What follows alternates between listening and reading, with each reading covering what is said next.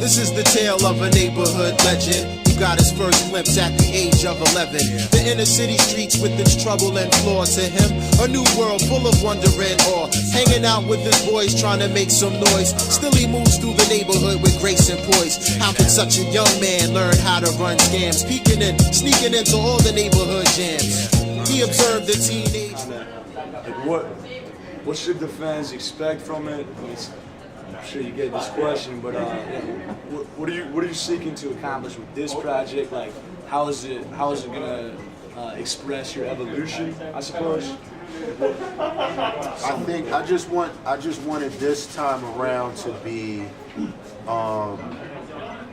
you know, a lot of people associate the mythos of Last Emperor with what I consider my contribution to modern day mythology. You know, here we have the character who, not unlike many other characters, whether it be Greek mythology, ancient Egyptian or Khmer mythology, or, you know, you name it, you know, who embarks on a journey, who's been given abilities and embarks on a quest or a journey to accomplish things that, you know, that in some people's opinion mere mortals can never accomplish, but the average Joe is still able to do this. And that's where we come with The Last Emperor, you know, as just a regular guy from West Philly who's been, you know, who's kind of been to that, you know, metaphorical Mount Olympus within the realm of hip hop, who's worked with the RZA, who's worked with the Dr. Dre's and the Prince Pauls, and has been to like, and the KRS-Ones, has kind of been to that Mount Olympus, but yet brings the trophy home, right back home to the hood. Right, you know what I mean? So this time around, you've already been given an introduction, so now what you're getting is like, we're jumping right into the action, right into the missions. You know, you're gonna see, okay, well, what sort of weaponry does this guy use? You know, what sort of gadgets is he using, and who's building and who's making these gadgets? So you're gonna get introduced to the rest of the team. Mega Demus, who builds the time machine that allows me to go from 2005 to 2012. You know what I mean? Or, you know, go back in time to, like, you know, the ancient Mayan Empire and see what was going on then. You know, just the team, you know, our dedication is to science, you know, and sometimes in traveling through time, we're going back to correct certain science mistakes or see if we can correct the mistakes of science.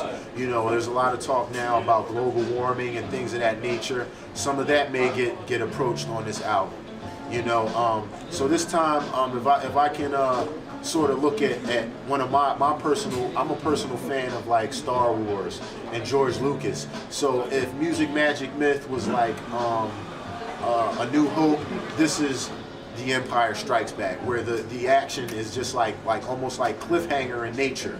You know what I mean? And we're going to be introduced to, you know, a lot more villains. Just a roller coaster ride. That's what I want to create on Wizard's Wardrobe. Definitely, man. You seek to I mean, you're obviously imaginative with that one track, with Secret Wars. Yeah. Yeah, man, that's just dope. Like, thank you. Like, how did something like that come about? Like, obviously, you must be influenced by the comic genre in addition, that whole villain hero type situation that you're talking about. Absolutely, and just I first started writing that around, I would say around 93, 94. You know, and if we study what was going on in the realm of hip hop at that time, we saw a lot of tension between like this whole East Coast, West Coast. You know, Biggie and Pac were going through their thing, you know, a little bit after that, and we saw what happened with those situations. So it started out as something that you know, we all grow up, you know, kind of like, you know, hip hop has an ability to be something that provides sort of like a vehicle to bridge many gaps, whether it be, you know, socioeconomic, whether it be ethnic, whether it be geographical. You know, it's just something that always brings people together. You know, and seeing what happened with the whole Biggie and Tupac situation, I knew that I wanted to be someone who brought something positive to the table and sort of heal some of those wounds. You know what I mean? And knew that I had a responsibility to do that. So, you know, a lot of hip hop fans, just like my man RZA was explaining one time. He was like, you know, he and the Genius had tapped into something that a lot of hip hop fans could relate to, which was the martial arts flicks. You know what I mean? Whether it be the Five Deadly Venoms or, you know, a lot of the stuff we grew up watching in the 80s. You know, they plugged in, they tapped into that, and they knew that was something universal that a lot of kids from here to overseas would be able to relate to. And in my opinion, comics was sort of like my thing that I knew people could relate to. Whether they're from, you know, West Philly, whether they're from Boise, Idaho, whether they're from, you know what I'm saying, Germany, wherever. You know, some kid at some point picked up a comic book and saw their favorite character get busy. You know, so it just started out as something that I would do at shows. No, actually it started out as something I would do in my room, where I would pretend like my favorite hip hop artists would battle like my favorite comic book characters. Right. And so when I started recording music, a friend of mine was like, "Yo, man, you might as well make that actual song." So I sat and thought about it, and it actually took me like 2 years, not because, you know, the writing was that difficult, but what would have been easy was for me to take any hip hop artist and pit them against any comic book character. But I wanted to make the song justifiable and really studying the abilities of each artist. So that's why it would be only natural that KRS would battle Professor X. You know, because KRS is someone who prides himself with having mental ability. He's someone that we view as a teacher. Who's the teacher of the X-Men?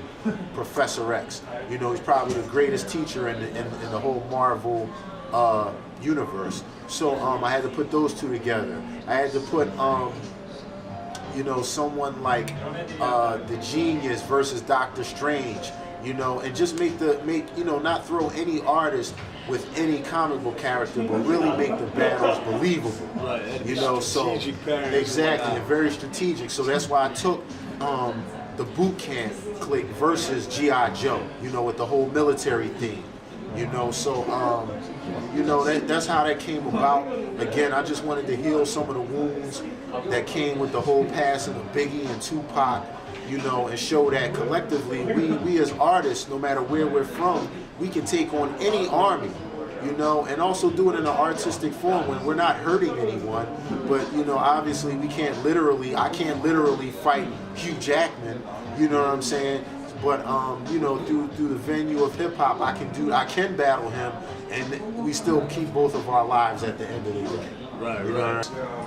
Which artists, like end all be all, would you want to work? Which artists? End all be all. Yo, you know what? That list would probably be too long. But if I had to narrow it down, I'd give you three. It's on the spot, I know. Wow. You know what? I will give you one. I'll give you. It's a 3 and 1. But for some reason, recently I've been thinking about this a lot. And people know that, you know, from me being I try to pride myself in working with a wide array of artists, and that's everybody from the KRS-Ones to, you know, the Zach De La Rocha from Rage Against the Machine to the RZA to, you know, Gorillaz, you know. So for some reason, the past like 2 or 3 years, I've really had a real hankering to work with the Beastie Boys. So I think for the style of hip hop that they do, they preserve something that I think is really being, you know, there's a style of rhyming form, the art form of rhyming is not one monolithic thing. There's different patterns and styles and cadences. And I think with that old school house party sort of like thing that the Beastie Boys do, I always wanted to work with them because it reminds me of back in the day when I was first introduced to this. We talking about 1981, 82. So that old house party style of rapping. So yo, Ad Rock, MCA, Mike D, if you happen to be listening, get at me. You know what I'm saying? Because I'm definitely going to try to get at y'all. We'll make history.